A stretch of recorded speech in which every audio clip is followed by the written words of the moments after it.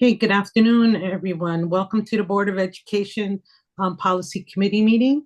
Today is actually Thursday, June 26th. The time is now 12:02 p.m.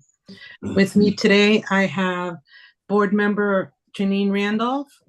I also have Ralph Valenzizi and John Kinney. Today, we'll be discussing two different policies. On the agenda, we have 5003 policy and regulation, the review of school climate policy, and also the removal of current bullying policy, which is now included in the school climate policy. And with that, I will transfer the meeting over to Ralph. Okay, great. Thank you, Chairman Carpio, and welcome everybody. So I'll introduce John in just a second, but really today, as you just mentioned, it's really one policy that we're looking at, but it happens to affect another policy that we have currently. The state has now mandated that every district have this specific school climate policy in place. Jonathan, who will introduce himself in just a minute and talk about his role, has been really working closely with this in his role as a dean, as well as his work at central office, and helping us to make sure we implement the pieces to the school climate policy. But he'll be able to explain a little bit more about the highlights of the policy, but overarchingly, everything in the policy we're pretty much already doing, because it's just become it's not anything that's necessarily new. It's just been standardized by the state, and there are items that we've already had in practice for quite a bit of time. And like I said, Jonathan can go through a little bit more specifics, so you can ask him questions about that. But they've incorporated our bullying policy into the school climate policy. So this is actually at the request of our model policy out of Shipman and Goodwin, have also said it's like, as you implement the school climate policy, everything that we had in our bullying policy is already there. So we ask that you remove the bullying policy so there's no redundancy. So that's one of the reasons. I don't know, there's really not that much to talk about with the bullying policy. Just knowing that everything that's there has been incorporated into the school climate policy. So with that as an introduction, John, let me let you just introduce yourself, and then I'll let you take over and kind of walk us through a quick PowerPoint and allow the board to have some discussion around our school climate policy and what we do. Great. Thank you so much. Thank you for the kind words and the great introduction. My name is John Kinney. I'm covering for Ryan Harold as the interim safety and security director here for Norwalk Public Schools. Yeah, like pretty much just to reiterate what Ralph said, we're not losing anything that we already had. Most of the policy are items, procedures, and things that we've already done. What's great about it is it really is organizing it in a standardized way for everybody. So anything from our previous bullying policy that we had is in there. Again, it's adding to it. It's not really taking anything away from it. So my plan here is I'm going to share my screen. Get into this.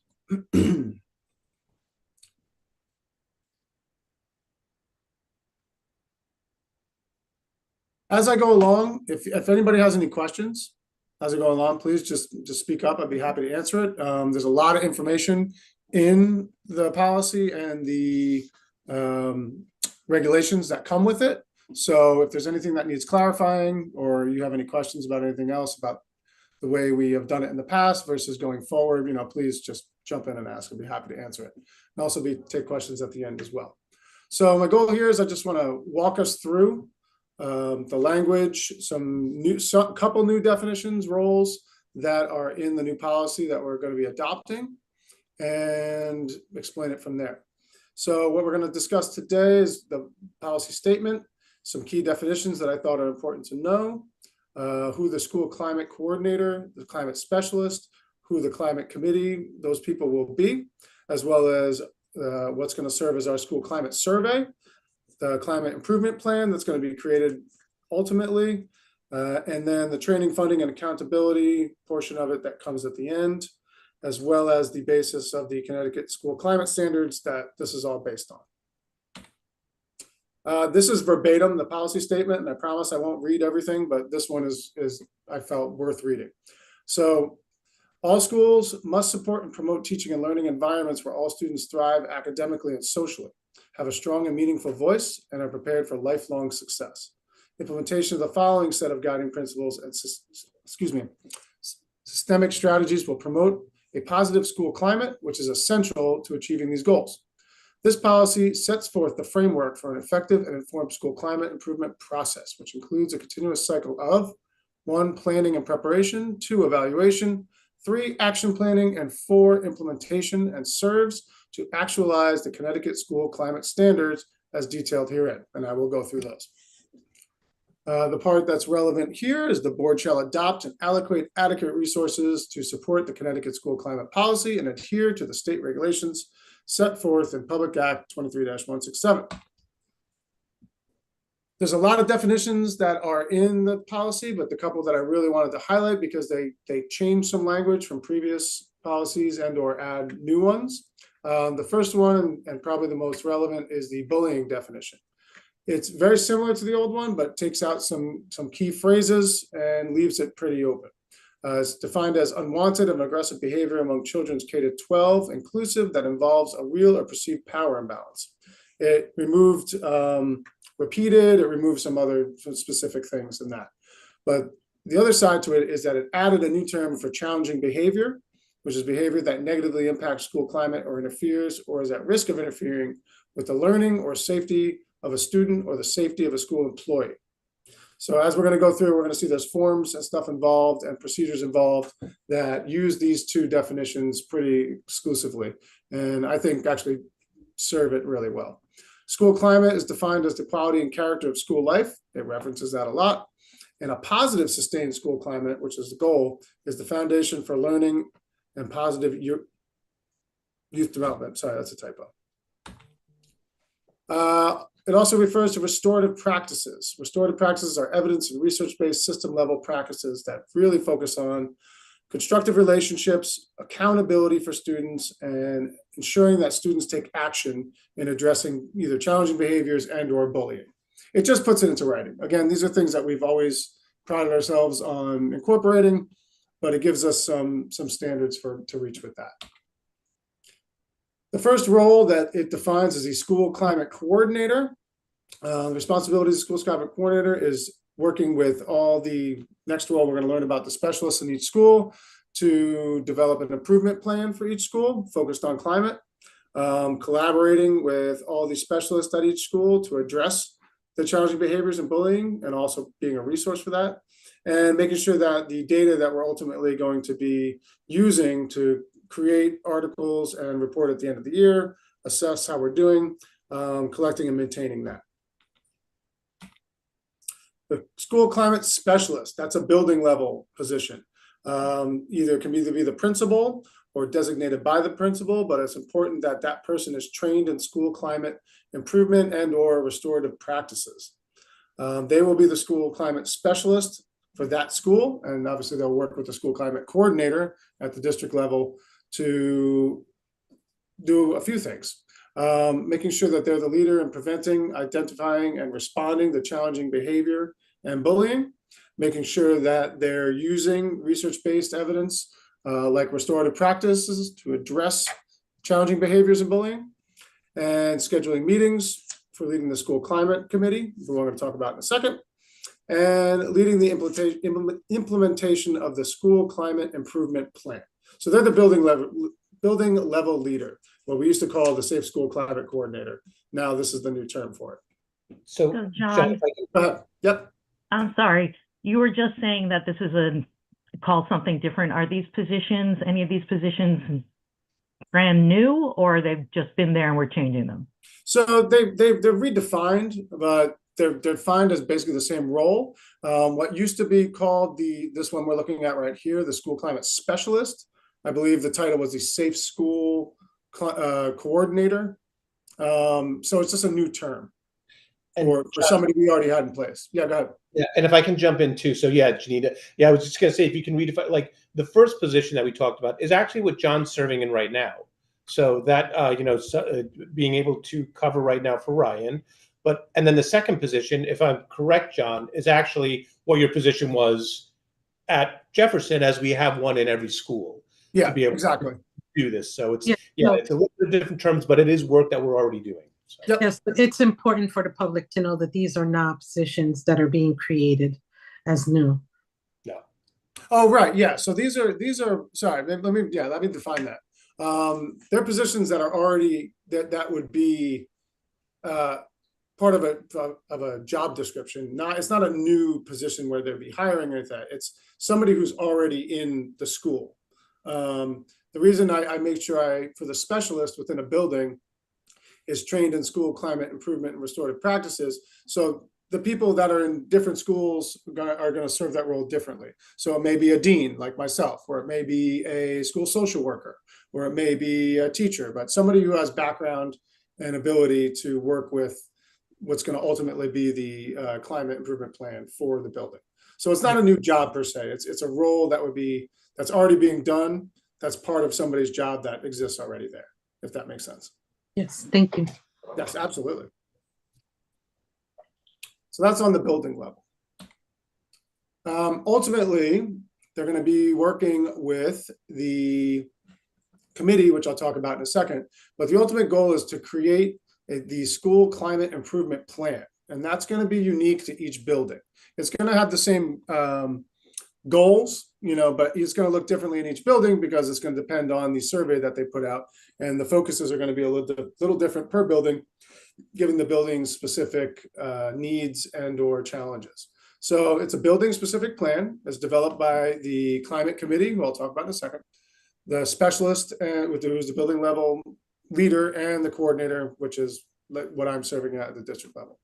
It's going to utilize the school climate survey data, which I'll talk about in a second as well, and any other information, discipline records, general knowledge about the school, attendance, all the above, to develop their plan.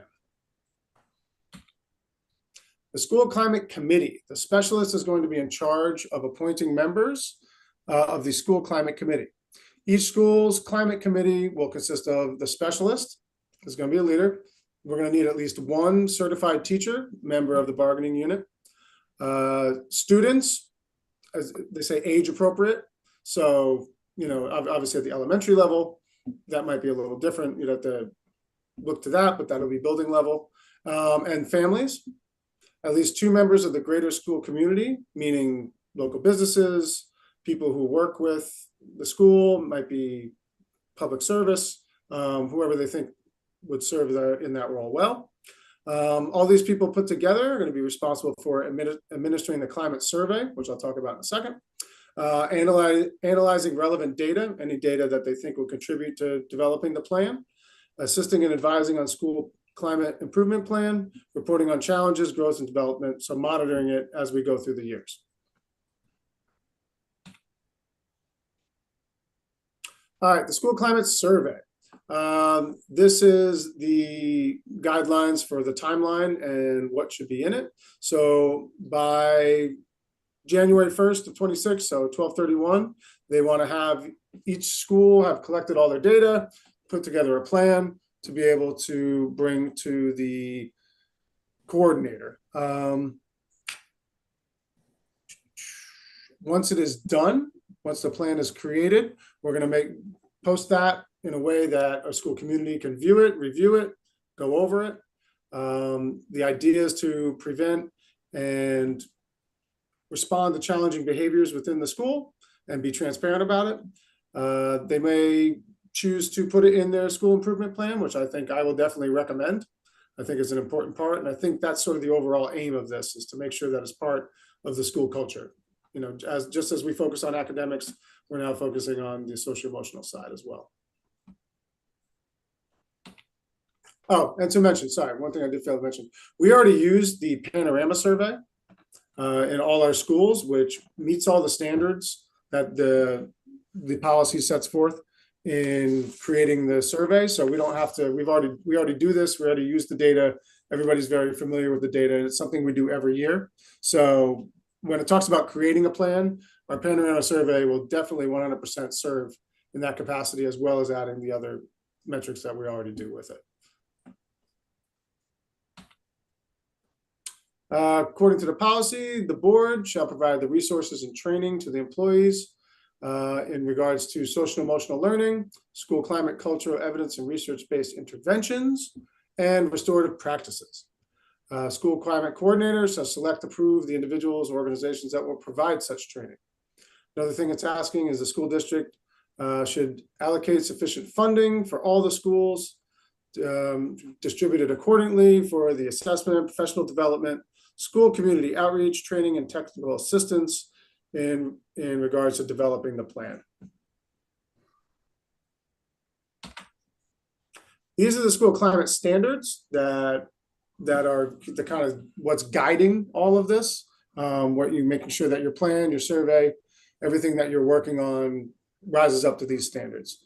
It talks about a shared vision for promoting and sustaining a positive school climate, focusing on prevention, identification, and responses to all challenging behavior.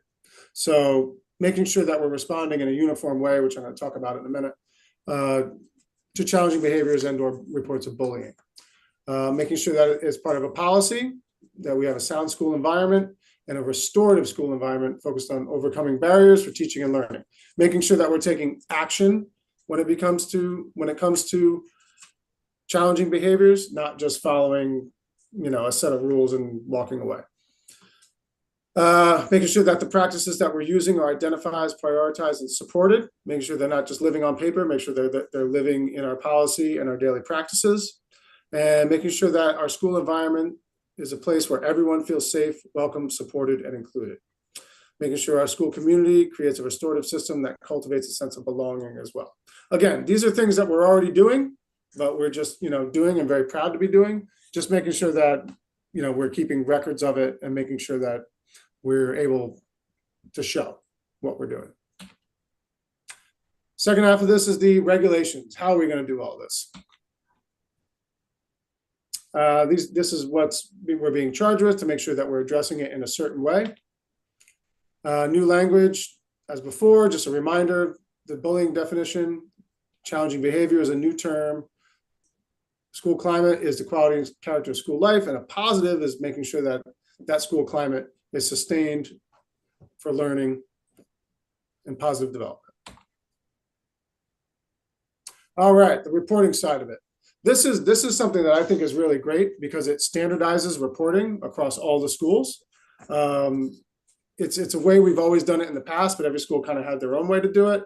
This is really good. So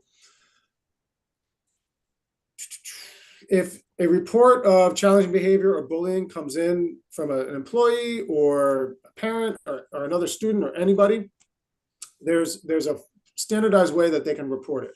And that has to do with the forms that are provided, which I'll go through in a second. The school climate specialist, building leader of it, will be notified of it and anything that happened therein. Students, parents, or guardians of the students enrolled in the school and school employees, the reporters, may file a written report, which I'll show you in a second, of any alleged challenging behavior or alleged bullying using the challenging behavior report. That can be written or electronically. If somebody wants to report that and they're struggling with it, they can come in and work with the specialist on it. They'll provide assistance in filling out the form. This way we have a documented report of what's going on.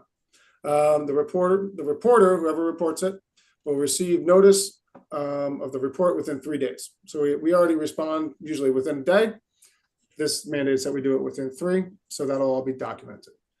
So just to give you a quick show of what this form is. So this is available through the state, and this is what they suggest the challenging behavior form look like. The name of the reporter, contact information, details of what they are alleging happened, runs you through your rights and your laws, making sure that everything is, you're being notified of everything. It asks for a written description,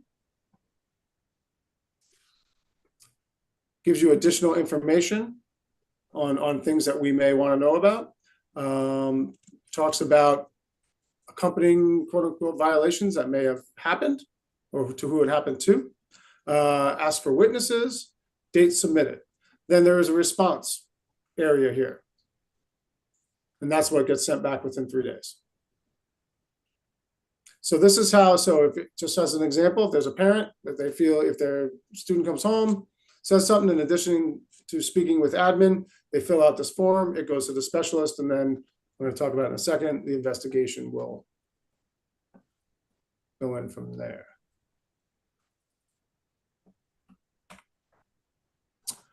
So once the form is submitted and or there is a challenging behavior or bullying reported, the specialist or administrator who's investigating will look into what happened by reading the form, assessing the basis, investigating, checking other policies and regulations, discipline policy, maintaining confidentiality. They're going to complete the investigation form, which I'll show you in a second. And within 3 days, right now we do it within 2. This gives us 3, but we'll keep that. They will complete the response notification form, which I'll also show you in a second. Describes the steps taken to address and prevent future instances. So we're going to tell, the parent or whoever is reporting it what we've done about it, and provide the response process notification form. We're going to put it in writing. We're going to show you exactly what we did. So instead of just sending emails and we're having verbal conversations, we're standardizing the form across all the schools. So below the reporting form, we have the investigation form. And this basically tells you what we did. How did we go about it? What did we consider when we're looking through all the information we've gathered? So it just standardizes an investigation. There'll be more to it than this. You'll take your own statements, just as we've always done, but it gives a standardized form to it so that all the information is present. And here's the response form. This is what would be sent back to whoever the reporter was. It tells them what we did, how we used it, and what we did about it, what restorative practices were put in place, what supports were put in place. Obviously following privacy laws, but it's at least a document that we give back now to anybody who's reporting. Any questions on the forms? Okay. All right. Any challenging behavior that results in discipline? It gives a little more guidance on this. If you have a challenging behavior, you're going to make sure that I said send or escort, because at the elementary level, we don't just send kids out of the room. We don't just send them wandering, So, a lot of times we think secondary, go to the principal's office. That's why I put escort there, because the little guys, we make sure that somebody's with them at all times. Administration is going to be informed immediately. Students may receive supports and interventions. Parents and guardians will be notified within 24 hours. Again, this is all standard procedure that we do anyway, but it just puts it into language. If there's a serious disruption, self-harm and or physical harm to others, something on the more serious side, the parent and guardian be notified that there may be a behavior intervention meeting where the parties involved get involved to discuss the best way to support the student. Notification prior to meeting if requested. If there is a meeting requested, parents can know about it ahead of time. And then within 7 days of that meeting, the parent will have a written summary outlining the resources and supports provided. So it just standardizes pretty much what we already do. Again, none of this is different. It's just putting language to it. So again, this is the same. We've done this already. It's our discipline, the discipline guide, the code of conduct that we have already. Nothing's different. For the most extreme challenging behaviors and or bullying, those would be ones defined as temporary clearing a classroom if there's danger in the classroom, a student who is intending to cause bodily harm or does cause bodily harm with beyond minor injuries. Again, that's all laid out in our code of conduct already. There will be a tiered response. So as administration in the building, and if it's the first incident, they notify the parents. Incidents after that, supports or interventions that are applicable to the student, but not including restorative practices, making sure that those are being mandated, that they're done now. If it continues after that, tiered level, other resources and supports interventions, making sure families know the resources available to them in the community, the 211, behavioral health partnerships, any other resources, services, or support that can be provided. So again, what we already do, it just outlines it in the language. So those are for the most challenging. For those, the response for tiered responses, we have to report within 2 days of the incident, making sure that the admin is meeting with the school employee or witness that was present during the incident. determine the student supports and the needs of the employees as well. That's a great addition to this. If a student receives special education or a 504, special education students, PBT team will determine the supports, and PBT team has 2 days to be notified of it, and they may schedule a PPT for it. When a 504 is just a different group of people.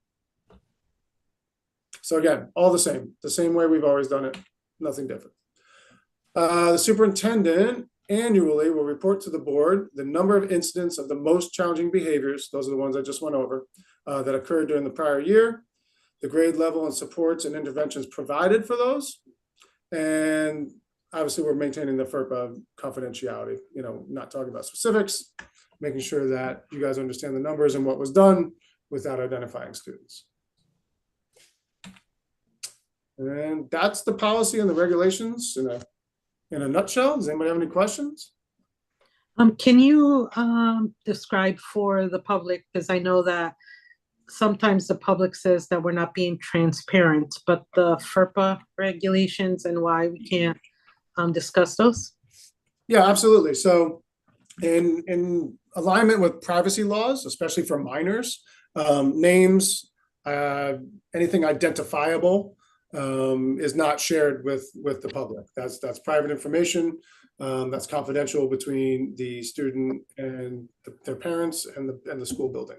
So in that specific thing I just mentioned at the end there, when the superintendent will report to the board the number of the most challenging incidents and the supports that were given in place, students' names and identities will not be included to protect privacy. Yeah, and I could jump into Diana a little bit with that. So FERPA actually stands for the Family Educational Rights and Privacy Act. So it is national on how we actually have to support students' student security and their data. So even to the point when we look at even certain data, we have to make sure that we're FERPA compliant with software that we use, with other tools, and that there's actually stipulations put in place in case there's like a breach, like we heard from PowerSchool, like just nationally, and how do you kind of deal with those things? But that's where that FERPA law comes into play and stuff. It doesn't only refer. A lot of people think of it as just technology, but it's truly to any data and anything that we do with students to keep their privacy. Thank you. I just thought that was important because we get a lot of questions when events or something happens at schools, and they want to know why, when, who, what, where, and by law we're not allowed to. But thank you for that explanation. Janine? And this is coming from state, and we're just adding on and just removing the other policy, but we're going to talk about that, I guess. Yeah, well, I mean, really, the other policy, we will. I think the other policy we've actually already completely covered in this one. But in this policy, yeah. It is. So Janine, to answer your question, though, yeah, every district needs to implement this. It's a state mandate. Every district in Connecticut is asked to be able to implement this for the 25-26 school year. There is no choice. I mean, once again, as with most districts, though, people already had a lot of these processes in place. So it's just standardized the language for the state. It's actually allowed us, talking to John and Mrs. Fayos, that it's allowed us to create a little bit more of a standard too. So we actually kind of welcome the change. It's not any additional staff. It's not really additional work. It just creates a level of accountability for us that we have to make sure, especially on the reporting side, that we do. And I know, to be honest, I think Sandra already reports out on this stuff annually. At one point or another school year, there's a board meeting where she does talk about these data elements and stuff. So really, it's just formalizing that everybody should be doing this work. Right. Thank you. All right. There are no other questions. No, I think the only thing that I just wanted to restate though is, like, Diana, you had mentioned this earlier, and making sure that the public does understand. This is not those positions that you saw. Once again, there is no additional staff. These are just roles that have been played by different people that currently are in place. So there is definitely no additional staff. And the processes that we're doing are really just being standardized. And once again, the bullying piece that we saw, the bullying policy, the removal of that bullying policy is actually, as our attorneys have said, it's redundant. And in some cases, there were small tweaks that were made to the definition. So one example that John gave earlier is the bullying about not having repeated, like having a repeated offense with that. The old policy actually talked about this. I mean, Jonathan, I don't know if you want to talk a little bit about how important it is that repeated events isn't there, and how does that help in the situation to be able to address the issues? Yeah, absolutely. So what I like about the new language versus the old language of what they call the bullying law was that it adds that challenging behavior definition to this. So now, instead of just it's either bullying or it's not bullying, well, now we have challenging behavior, which is usually what you arrive at. So it's giving language to behavior that negatively impacts the school climate, that, you know, it's another area to deal with. So it formalizes it, it structures it a lot more, and it gives the findings of an investigation that, you know, it obviously is required, really what is happening, versus just, you know, having to go verbatim in a definition. And it helps that all schools are on the same page too, so everybody knows what the system is. Yeah, exactly. And it defines behavior, you know, and it as it really exists, you know, with children, you know, it's that it doesn't fit into a nice little box. Right. So it lets you gather facts. It lets you provide information in a standardized way, you know, that's easy to understand, and it provides resources for families and the students to be able to understand, process, manage, and ultimately work with to create, you know, this positive sustained school climate. That is the goal of all this. Sounds good. Yeah. So from a policy standpoint, we do have to post it as an agenda item, meaning that obviously bringing this on, the recommendation, there's two recommendations here. One is to adopt the new state policy, which we have to adopt. The second piece, though, is to remove the other one so that there's no conflict in the way that we're seeing the two policies. But everything has been vetted, and you know, this was also by the recommendation of our attorneys to be able to remove that policy so that there is no redundancy, but everything has been included now in the new policy for bullying. Okay. So since they're both about the same, I am going to put them together. So I need a vote. I guess it's just Janine and I. Mary Ellen has not joined us.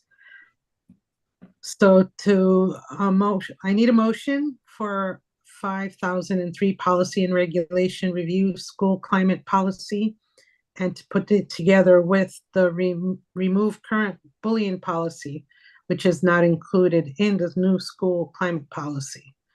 Motion to put them together and vote as one. So moved. Thank you. All in favor, please say aye. Aye.